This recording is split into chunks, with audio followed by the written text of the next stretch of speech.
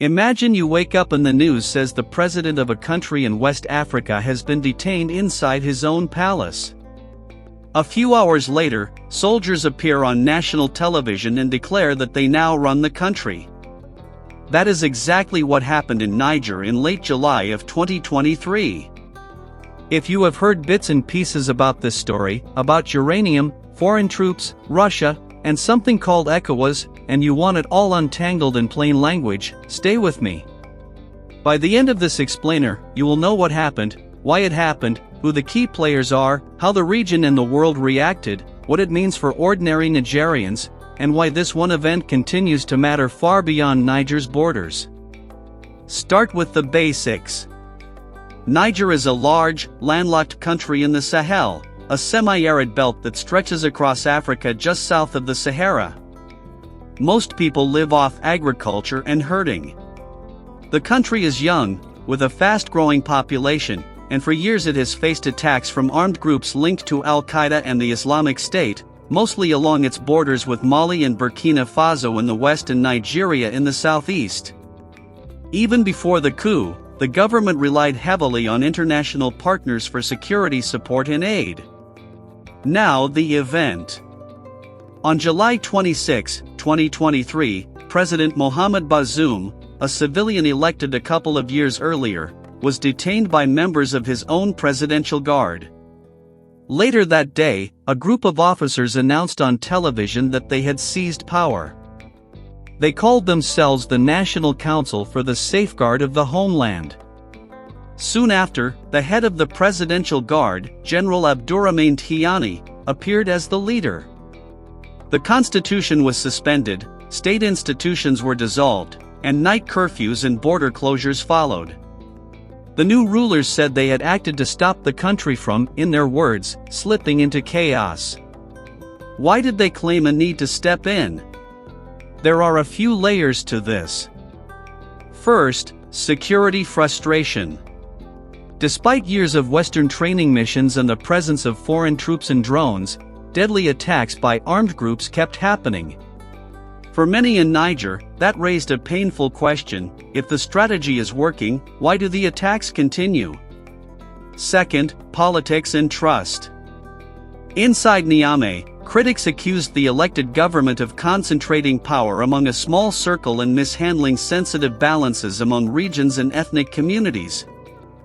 Third, national pride and resentment of foreign influence. Niger's ties with France, its former colonial ruler, were especially controversial. You saw protests in the streets with people chanting for France to leave and, at times, waving Russian flags. Fourth, economics. Everyday life was hard. Many households struggled with prices, jobs were scarce, and droughts and floods made farming unpredictable. In that climate, the promise of new oil money and the fact that Niger holds significant uranium resources fed a public debate about who really benefits from the country's natural wealth. What about the man removed from power? Mohamed Bazoum was a longtime politician and close ally of Niger's previous president Mahamadou Issoufou. Under Bazoum, Western partners, particularly the United States and France, saw Niger as a relative bright spot in a troubled region. After the coup, Bazoum was held under guard in the presidential residence, and the junta accused him of treason. Human rights organizations and regional leaders demanded his release. As of well into the following year, he remained detained while the junta consolidated power. How did Niger's neighbors react? West African countries are grouped in a regional bloc called ECOWAS.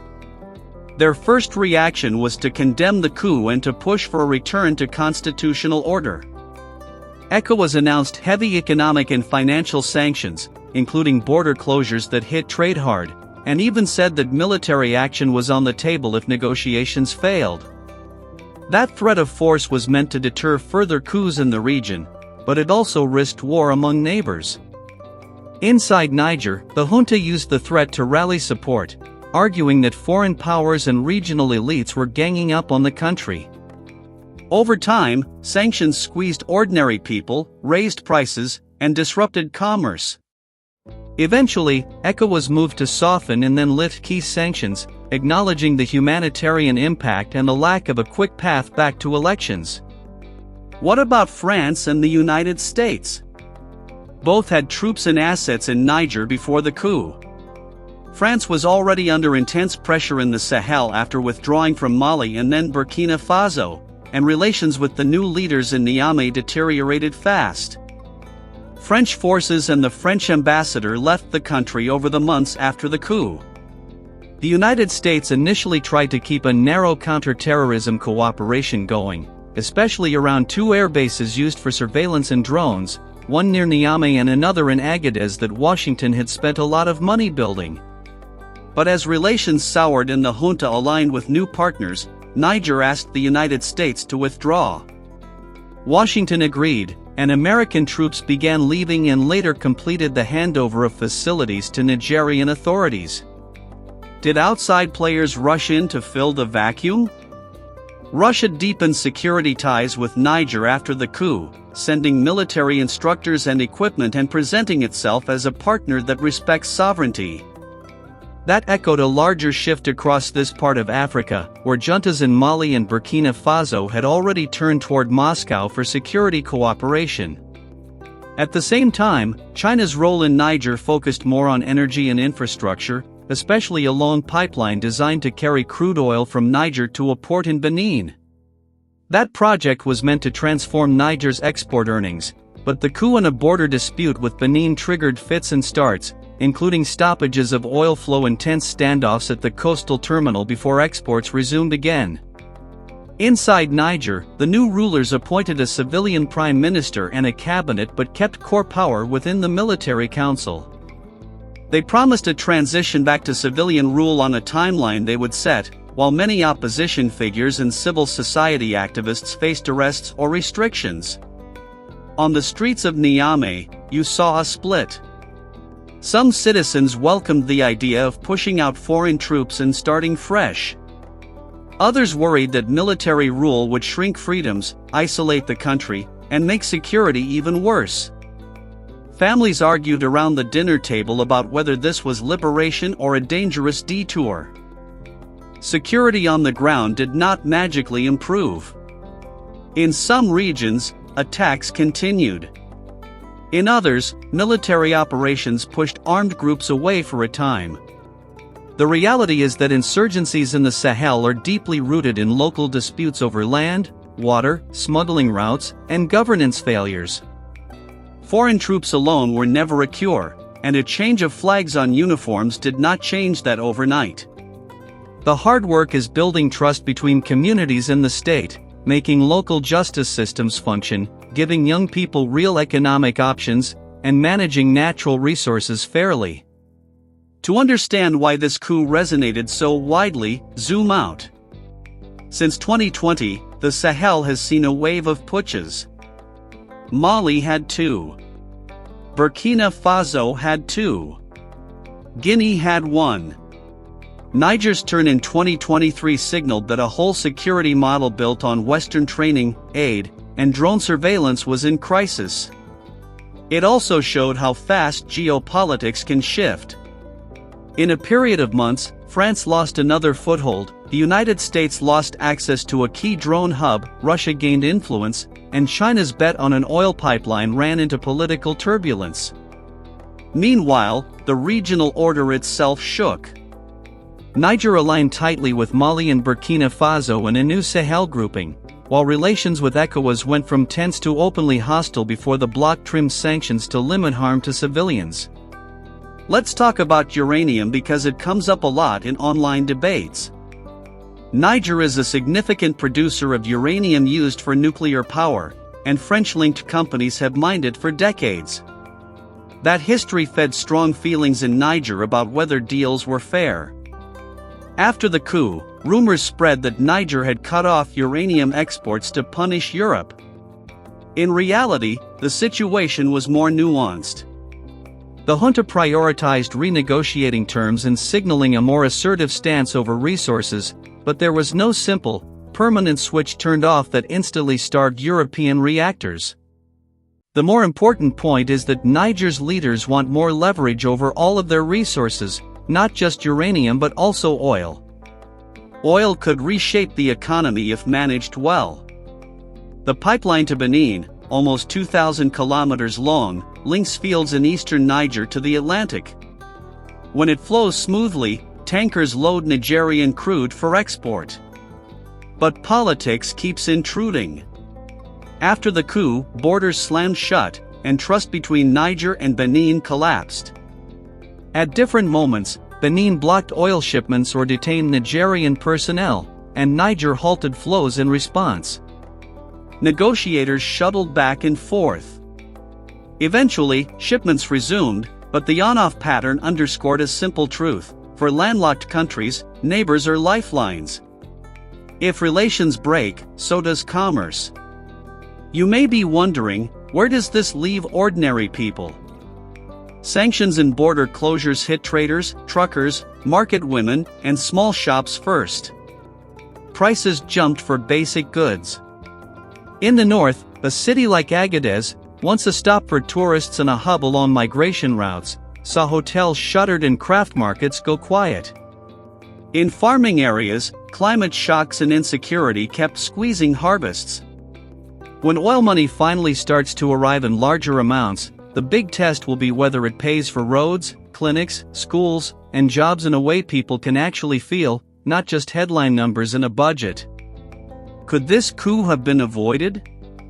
It is easy to say yes with hindsight, but the pressures had been building for years: a security strategy that felt outsourced, a political system that many saw as unresponsive, and a global environment where new partners looked attractive. The challenge now is to build a different compact between the state and citizens. That means practical steps, not slogans. It means a credible path back to elections, even if not immediate.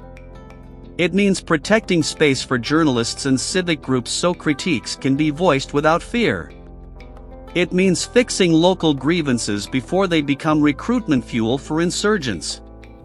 And it means dealing with foreign partners on firmer terms, no matter who those partners are. For viewers in the United States, here is why this matters. First, counterterrorism. For years, U.S. drones and trainers in Niger supported a broader effort to track extremists across the Sahel. With the U.S. departure, Washington's reach in that region is different, pushing intelligence collection farther away from the areas where it is needed most. Second, great power competition. Russia's security footprint has grown as France and the US have stepped back, and China's economic projects continue. Third, migration and stability. When the Sahel burns, the shockwaves reach North Africa and Europe, and eventually affect US partners and interests. Fourth, global energy and supply chains. Even if uranium or Nigerian crude does not dominate US markets, disruptions to European energy or regional trade can ripple through allies and global prices. So, in simple terms, here is the essence. A president was detained by his guard. The army took power and promised to restore order. Regional leaders punished Niger but later eased their pressure. Western troops laughed. Russia arrived with trainers. China's pipeline project struggled through a political storm and then resumed. The security picture stayed mixed. The economy hurt. And the country stands at a crossroads where choices about governance, resources, and partnerships will shape a generation. Before we close, let's make this a conversation. Do you think ECOWAS should ever use force to reverse a coup, or do sanctions and diplomacy make more sense? If you were in charge in Niamey, would you prioritize a quick return to elections even if the security situation is fragile, or would you lock in security first and delay the vote? When it comes to foreign partners, do you believe working with Russia will deliver better results than the previous partnerships with France and the United States? Or will Niger end up trading one dependency for another? Should uranium and oil contracts be renegotiated from scratch, even if that scares away investors? or is stability in contracts more valuable right now? How can a landlocked country make sure border disputes never again shut down its main export? What one policy would most quickly improve daily life for ordinary Nigerians? Cash transfers, fertilizer subsidies, local security committees, or something else entirely? If you live in the region, what is the most misunderstood part of this story that the rest of the world keeps getting wrong? Thank you for watching AfriPol Lens. If you want more clear, no-nonsense explainers on African politics and how they connect to the world, subscribe to the channel, turn on notifications, and share this video with a friend who loves deep dives. Like the video if it helped you understand the Niger coup in a new way, and drop a comment with your take on the questions I asked. I read the comments and often use your ideas to shape future episodes. If there is another country or issue you want unpacked in the same straightforward style, tell me below. See you in the next one.